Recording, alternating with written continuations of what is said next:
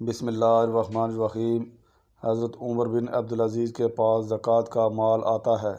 آپ نے فرمایا غریبوں میں تقسیم کر دو۔ بتایا گیا اسلامی سلطنت میں کوئی بھی غریب نہیں رہا۔ فرمایا اسلامی لشکر تیار کرو۔ بتایا گیا اسلامی لشکر پوری دنیا میں گھوم رہے ہیں۔ فرمایا نوجوانوں کی شادیاں کرا دو۔ بتایا گیا شادیوں کے خواہش مندوں کی شادیوں کے بعد بھی مال بچ گیا ہے۔ فرمایا اگر کسی کے ذمہ قرض ہے تو اسے بھی ادا کر دو۔ قرض ادا کرنے کے بعد بھی مال بچ گیا ہے۔ فرمایا اگر یہودی اور عیسائی میں سے کسی کے اوپر قرض ہے تو اسے بھی ادا کر دو۔ یہ کام بھی کر دیا گیا، مال پھر بھی بچ گیا۔ فرمایا اہل علم کو مال دیا جائے، ان کو دیا گیا، مال پھر بھی بچ گیا۔